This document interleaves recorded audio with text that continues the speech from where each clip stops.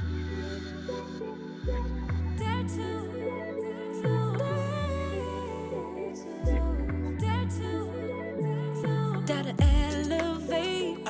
through the challenges. My bend, baby, you won't break. It's okay to make all your mistakes.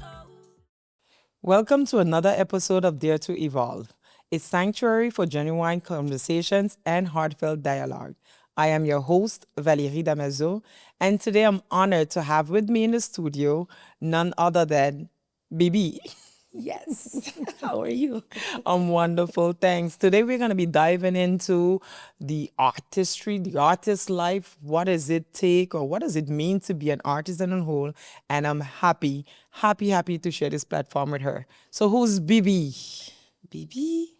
Well, Bibi is a choreographer, initially professional dancer, dance instructor, and choreographer based here in St. Martin. Wow. And how long have you been doing this? Frankly, it's like what seems like forever, but truthfully, I did not have such a early start. I think I started somewhere between 9, 10 years old, roughly. That's an early start. Yeah, but you know how the common answer is, when I was 4 years old. That was not my case. Everyone's journey is different. So you started off at 9. What inspired you? What made you get into this? Funny story. That is not what I thought I would have been doing back then. I mean, I was very young, but my sister initially was a dancer. Well, she used to take class, let's put it like that, in school with Evan Fleming. Um, After school, she would have dance class, and I would go with her because it was just easier for my mom to pick us up both at the same time. So I would walk to her dance class and wait with her.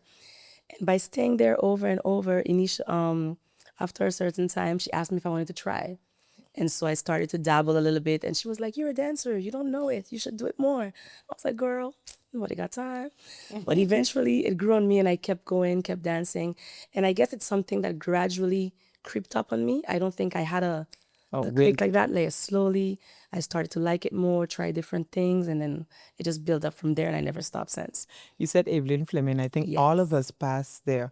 As you said, Evelyn Fleming, I'm seeing myself in the school going up by the hospital road, right up there training with her because I think a lot of us passed through there. So She was my effectively, very first teacher. yeah. And she has a way to make you do stuff you don't even want to do. That was exactly how A it very happened. She was like, "You convincing over there, person. try this." Yes. That's exactly how it took place. And since then, have you ever like, I don't want to do this, No, No. never. It only grew from there, and I never looked back. And there's any type of gender of music you like, or what attracts you the most? I don't think I have one specific. I think that I have moods or seasons. It depends for what, but I enjoy all types of music. I even have, I listen to weird songs sometimes that I think people don't listen to in their cars, but I have a very wide range of music I listen to because I teach different styles. It makes me listen to more stuff, and then I teach kids, so I have to tap into songs that I would not necessarily listen to, but it works for them. So I learned to love music as a whole. I started dancing not from 4 years old. Started dancing, I think, also around maybe 8, 9. Mrs. Evelyn Fleming has been an inspiration as well on that field. I also had a lady by the name of Janice Cartier, and I danced a lot and to shows, to les 14 juillet, les 11 novembre, and all I of think these we all things. went through that. Yeah. Yeah, but something that I was like, St. Martin people is a hard crowd to please. And people are chatting while I'm up there dancing and putting all my energy in there. And very few clap afterwards. And I was like, they don't deserve me up there dancing. And I chose to stop, and again, I was dancing and modeling. Yeah. And but that is one thing. Every time I hear about it, I go to that 14 juillet on the waterfront where people are barely looking, but they're clapping. I mean, I've had my share of those moments, but for some reason, I kind of disconnect from it, if that makes any sense. Because when I go on stage, I kind of zone out. Of course, you dance for a public, but I also go into, you know how Beyonce has Sasha Fierce? Yeah. I just go and I'm like, listen, if it's this one person, they gonna remember me. Because we've danced for hotels, casinos, birthdays. We dance for everything under the sun, and it happens, especially for hotels. Tourists, sometimes they're there having their little margarita. They don't care what's going on, but you still have to put out 100% because you don't know who else is watching. You don't know who's filming. You don't know where it's going to end up. So regardless if you have one person or 100, you still have to put out Put your it out there. best foot forward. So That's true. I think I gave up too soon, but it's okay. no, it's never too late to go again, you know. You know, most parents will say, no, I don't want my child to be a dancer or a singer or an artist on a whole because, they ain't got no money. Not that they don't have money in it, but they just don't feel that you can make a living from it. How true is that, or how hard is that as an artist? I think it's very true for some. I think it's a reality because I've heard many stories of my peers having to go through that. Thankfully, and I'm so grateful to this day, I did not have to go through that. My mom has been a pioneer because she used to be in everything artistic before me, and she grew up with dancing and modeling and fashion. She's been in that world, and so she has two daughters. My sister is in artistry as well. She's a fashion designer and makeup artist. I'm a dancer. My mom pushed us from the very start. She never questioned what we wanted to do. She was like, "That's what you want to do? Are you sure?" If the answer was yes, Let's we go. went from there. And she did everything. When I tell you everything, everything. And I've been in that sense. Yeah, so you can say that having your mother that backed you actually made the decision easier. Absolutely. Because I can imagine parents home quarreling and they don't want you to dance or they want you to be a doctor. But Well, my dad, but it was not that far fetched, but my dad initially wanted me to do swimming professionally because I'm very good at swimming. So I used to do competitions and he wanted to send me to do that as a career. And I was like, boy, I know you lying. Especially because I was this young and it required me to leave early because I wanted to do before I wanted to do Olympics and ice skating. That was a dream. And the minute I heard how early I had to leave for training because they start very young, that was it for me. For the swimming and the ice skating, when at 12-year-old you're already considered old. You have to start very young. I was like, oh well, that was that. My mind was made. I was like, I'm not leaving my friends, my school. That was enough to change my mind. And dance was plan A. It remained plan A. Still plan A. Never had a plan B. so that's all you have been doing ever since then? Absolutely. Absolutely. You know, I would hear stories where people would say that, you know what, dance is my passion, I want to do this as a living, but yet, you know what, well, my 9 to 5 is actually maybe working in a restaurant or maybe working in a hotel or, See, and I then, could never.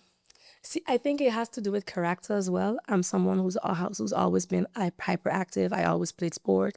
I always did activity, everything that's physical. I could never even fathom the idea of me being behind an office desk or in a store. I would lose my mind. I would be miserable. I'm very outgoing. I love to move. I love to meet people. So I knew I needed something that would require me to move a lot. That was A.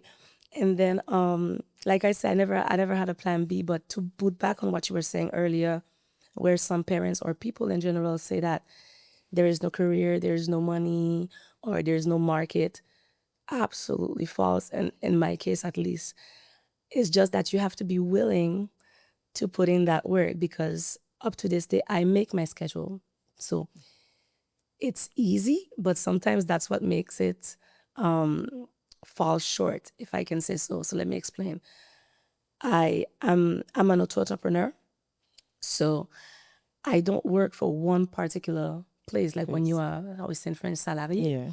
So then I have the luxury to decide how much hours I want to put in, knowing how physical it is, of course. So if you want to make money, You put in those you hours. just got to get those hours in. So right now I work by 4 schools, for example. And again, passion follows. If you don't love it, you won't make money from it because it takes a lot of you mentally, physically. So you have to tie that love and that work ethic. And then success comes along with that. You know, hearing you speak, it just comes to mind all the time. I would constantly tell my friends or even my daughter, you know what? The day you manage to turn your passion into, you know, your living, a job. I don't even want to use the word job because it won't feel as a job at the end of the day. And you You never work a turn day in that, your life. exactly, you turn that passion into the one that generate money, generate funds for you, the fuel, then you would never work a day in your life. That's And I'm seeing you just smiling.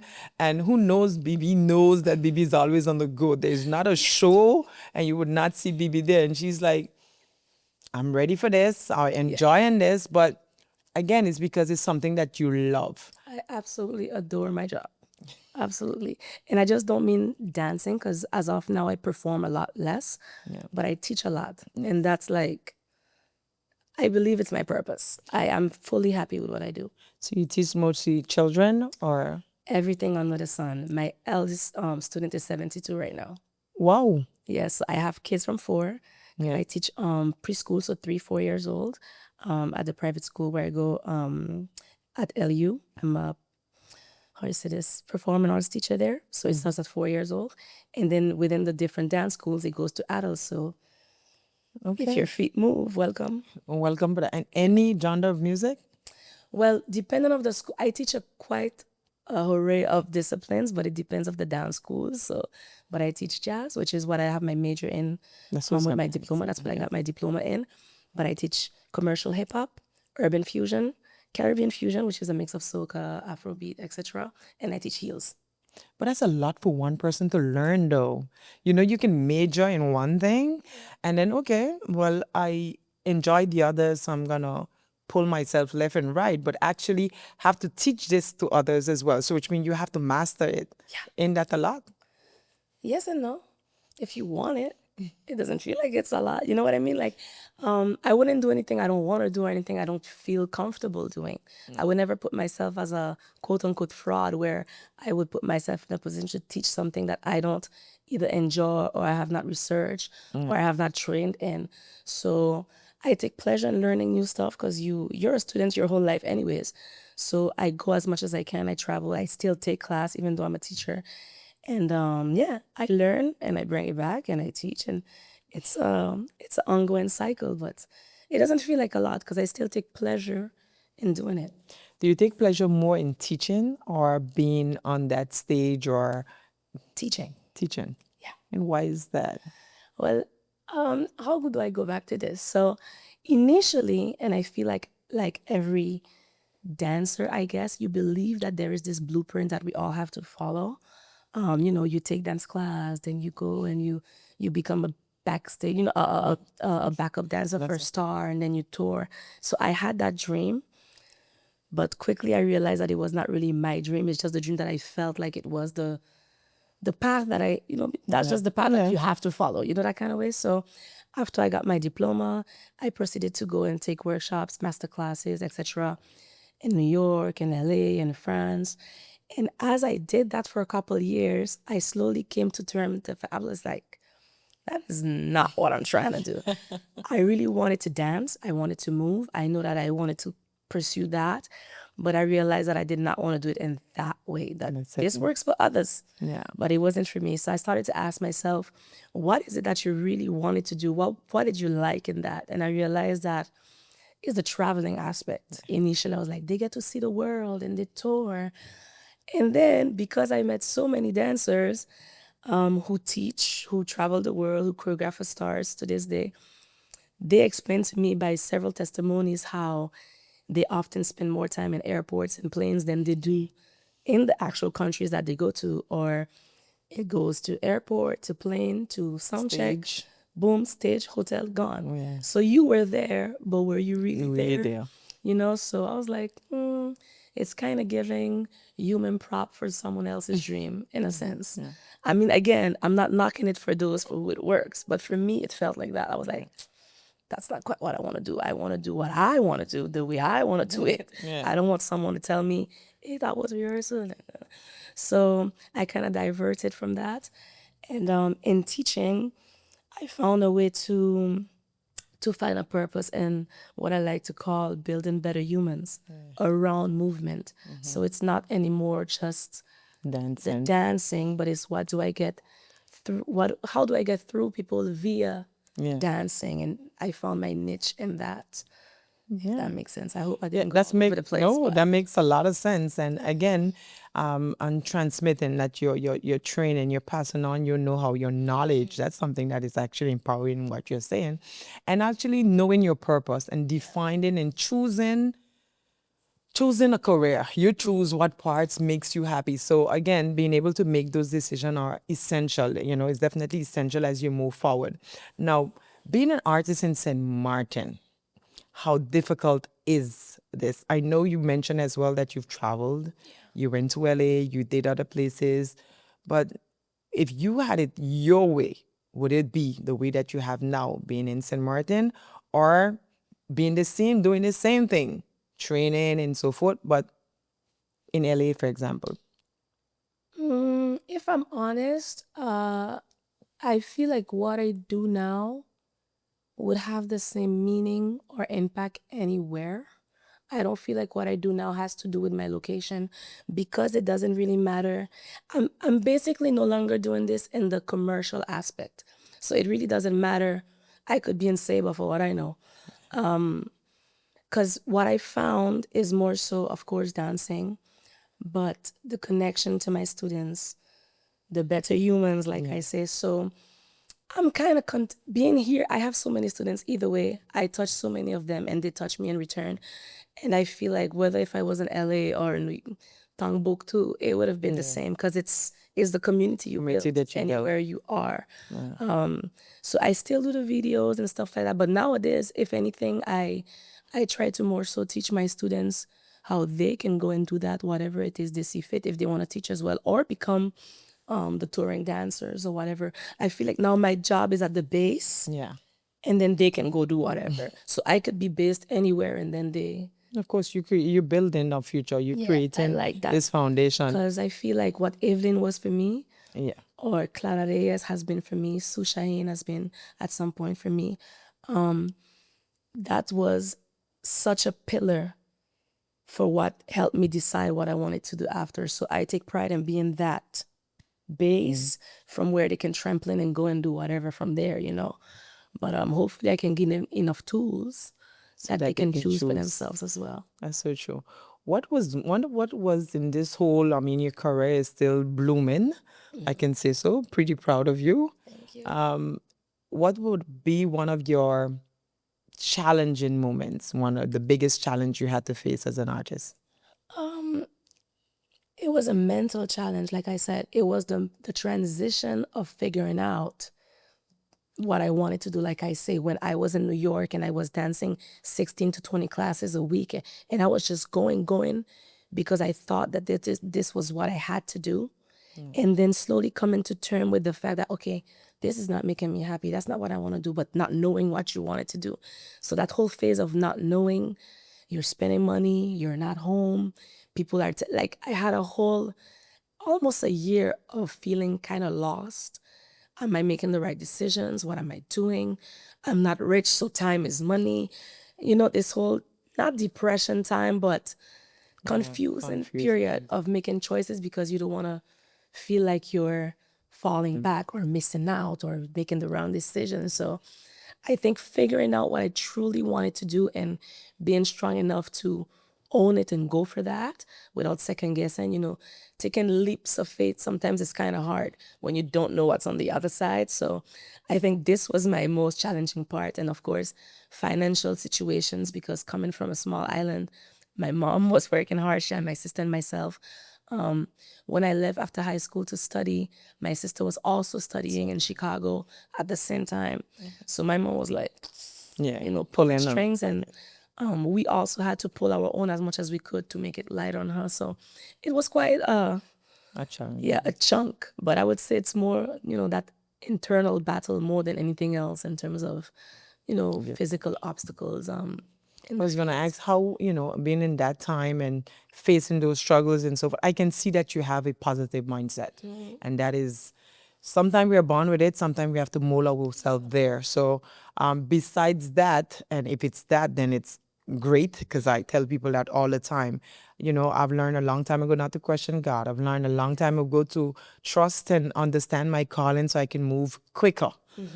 So in that time, what was your techniques, or what did you do to overcome that time of, okay, I need to figure it out how to do? Did you spend more time with self trying to say, you know what, I need to prioritize, or maybe you had a strong circle? How did you overcome that time? I feel like it's a bit hard for me to pinpoint because I've done a lot of stuff. I had a lot of back and forth, and I had a lot of self-talk, of course. Um, my mom, again, I had a very, very strong support system. My mom is like best friend. If she didn't birth me, she would be my best friend. She's still my best friend. So we're super, super close. She's also very close to my sister.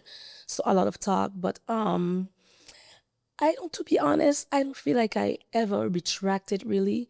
I had more of a not fake it till you make it, but just keep going Stay focused. and it will unveil itself to you at some point in time. And it did. I don't know. I didn't, of course, when I would go home, I would always reflect. I would journal. I journal a lot up to this day. So I would write my thoughts. I would go back. What went right? What went wrong? What do I want? So self-reflection. But in terms of actions taken, I was just like the right people. I just trust, again, we're speaking about God. I just trust God and be like, the right people are going to find me.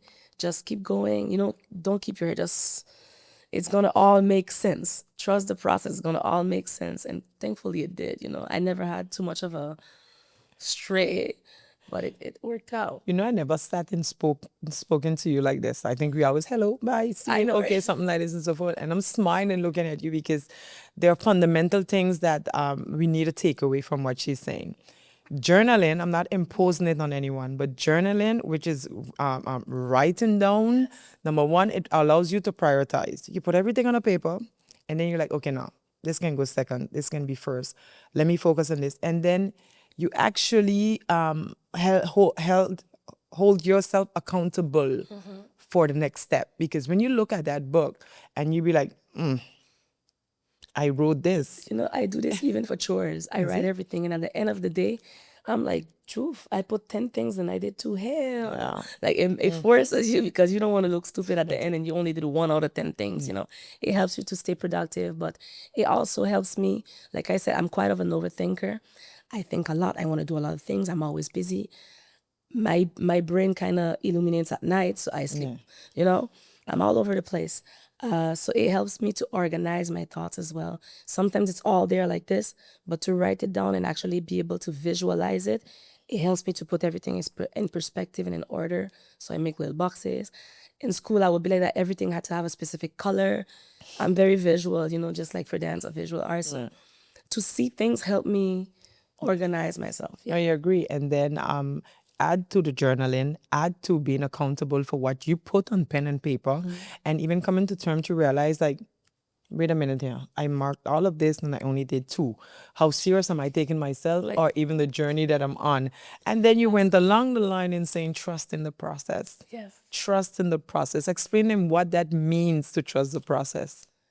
Well, it's all, it stems from believe in what you're bringing to the table and trust that it will take you where you need to be, because I believe that, again, everything is pre-written. You just have to, you know, don't give up, don't stray away from your path, and you just keep your head forward. So I know what I've trained for, and you know, it's they always say there is no such thing as luck. It's only preparation meets opportunity. So I'm like, I trained all my life for this. I know what I have. I know my capabilities.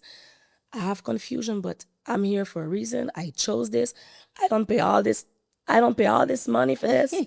It's not to go back home.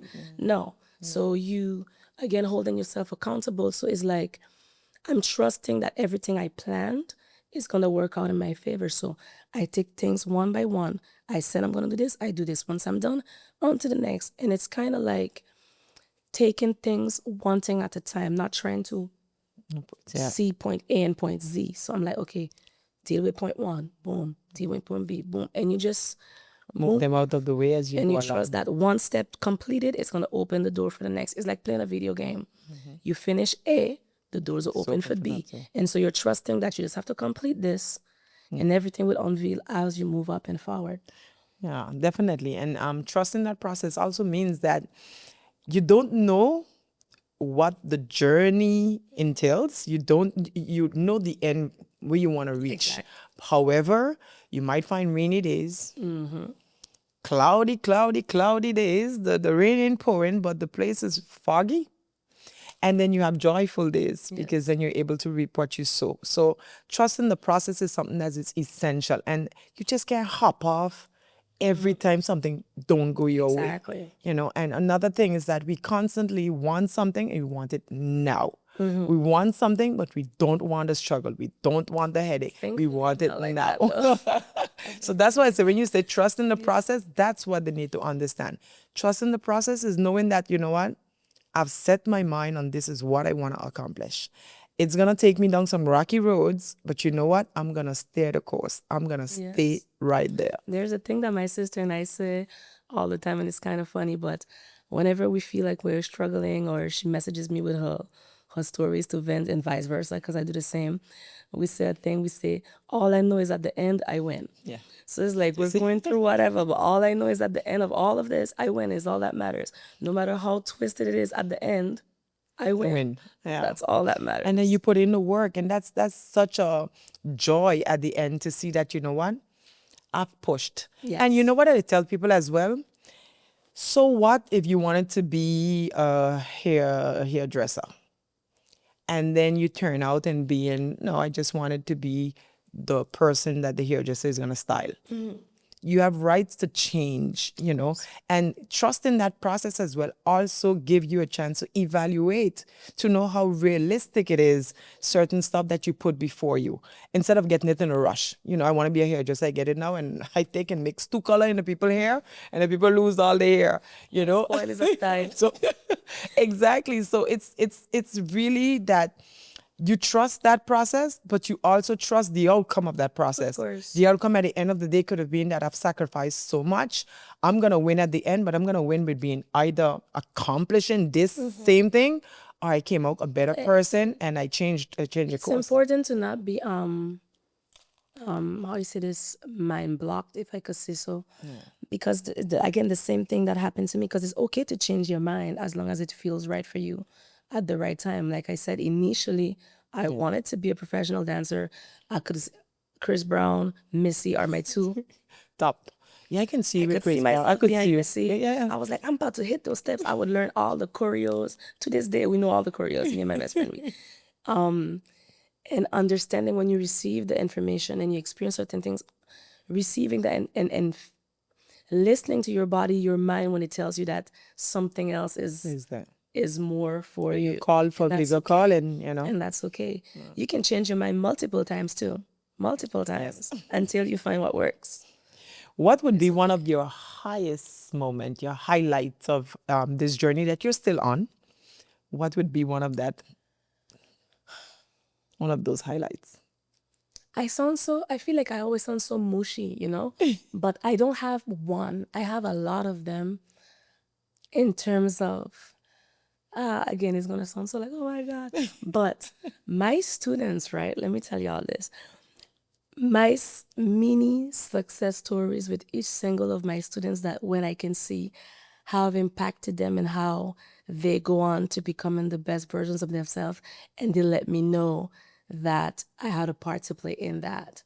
And then I see them go, or I see them evolve, if that makes any sense.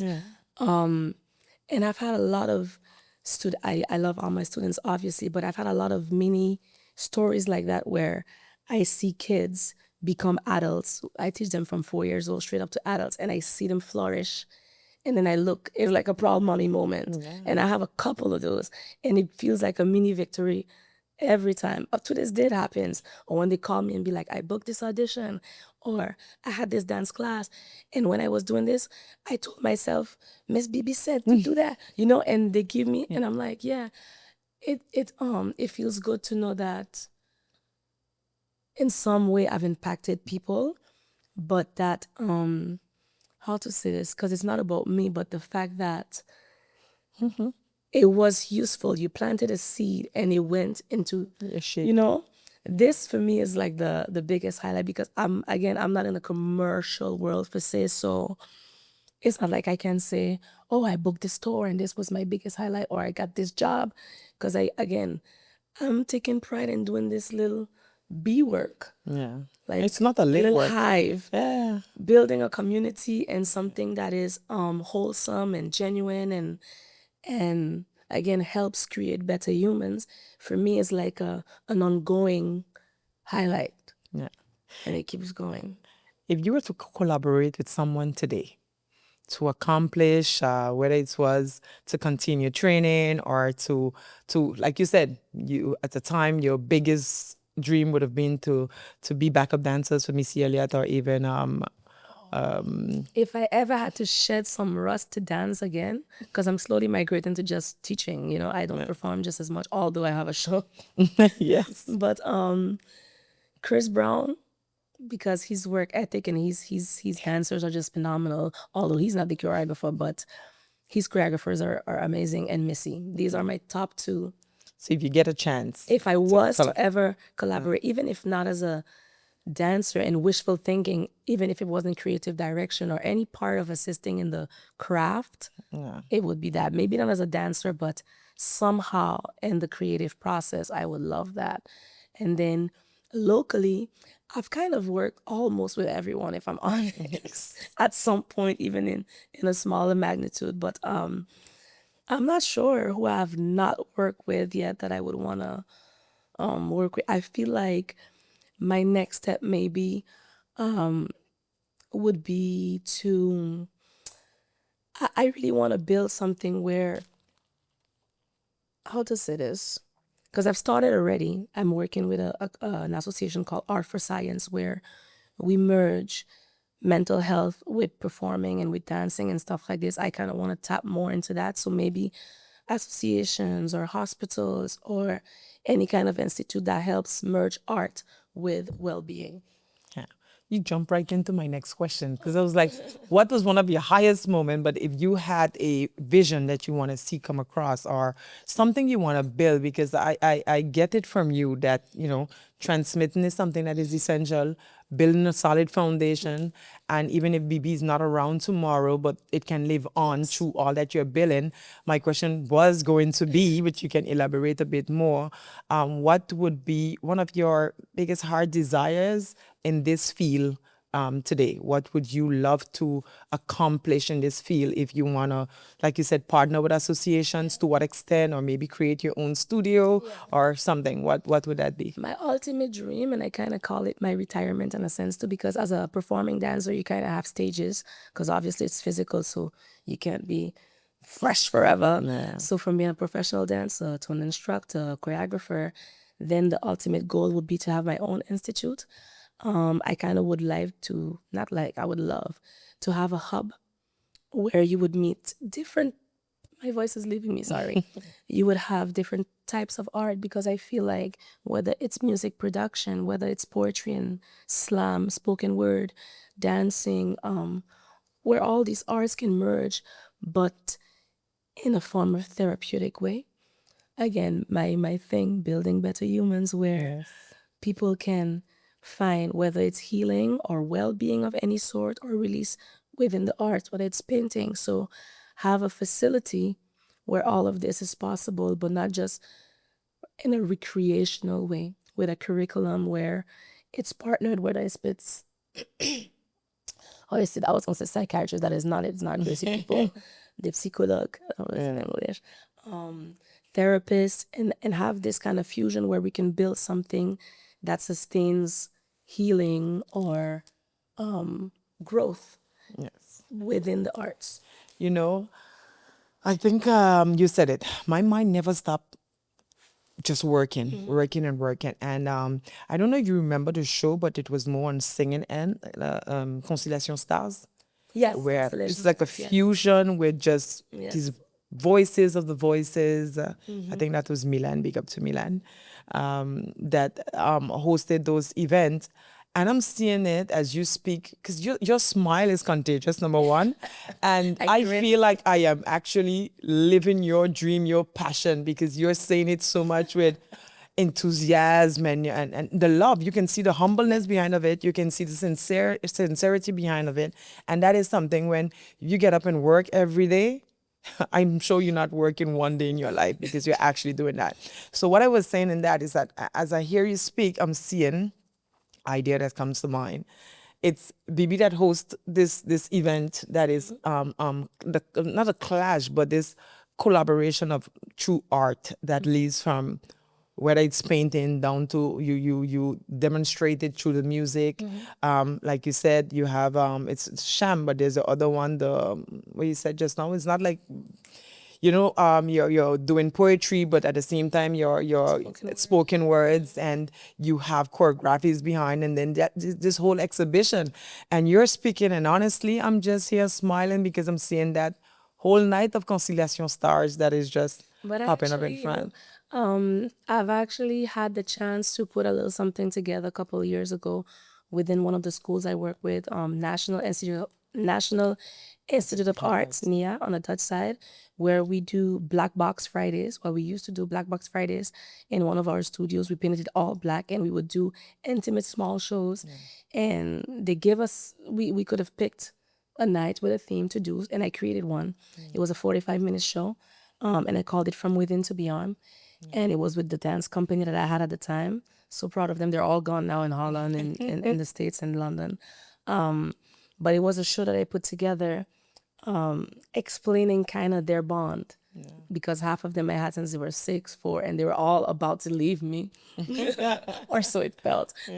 So it was their last year dancing together. So I really wanted to put something together, and we included dancing, of course, singing, spoken word. Some of the students that were already away sent visuals that I played on the projector. So it was all types of arts merged together to create one show. So it was quite beautiful, and I do want to do.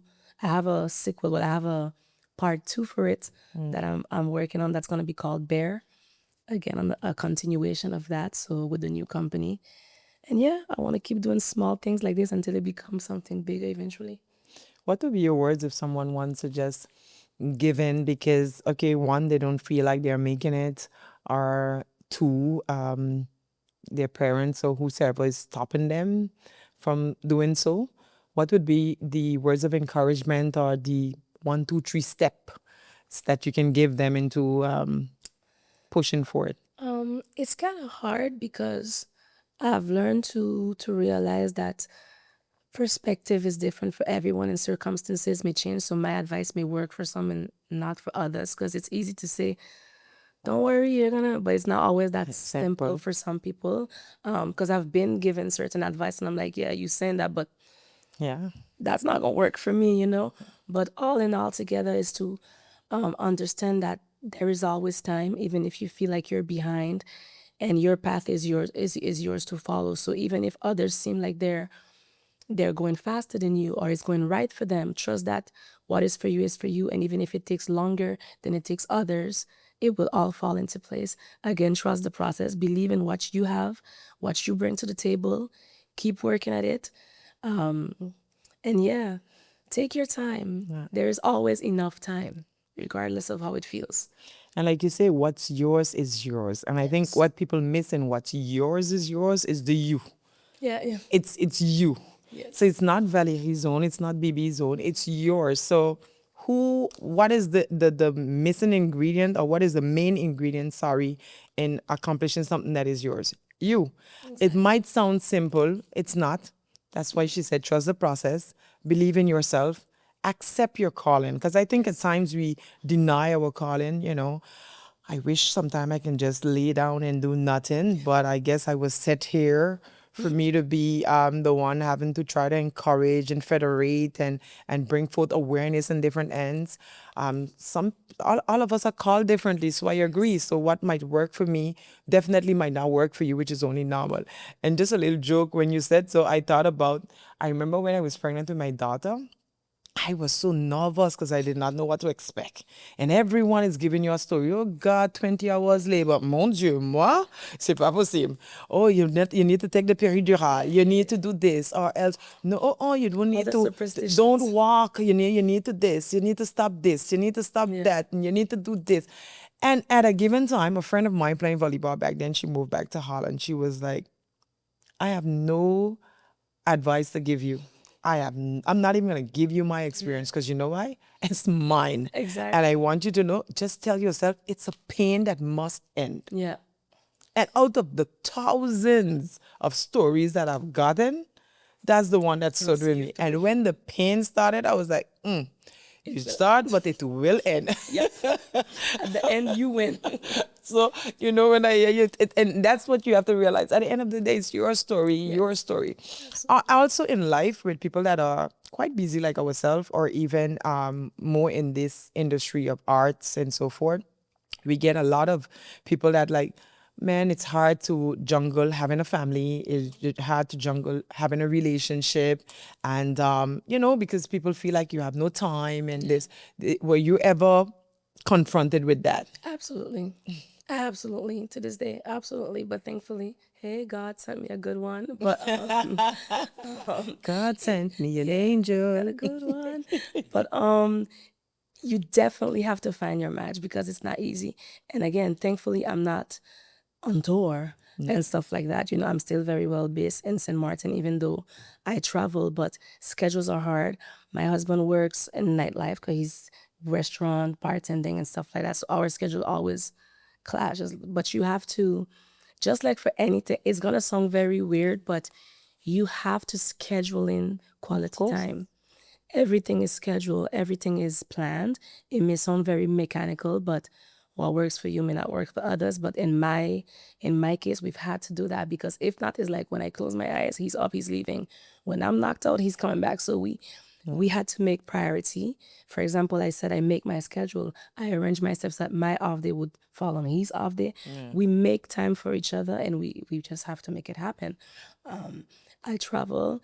Luckily, he's understanding. It has not always been that way. But again, I don't, over the years, you know, we make compromises, but I don't perform as much. But back then, I remember the biggest issue used to be the late rehearsals.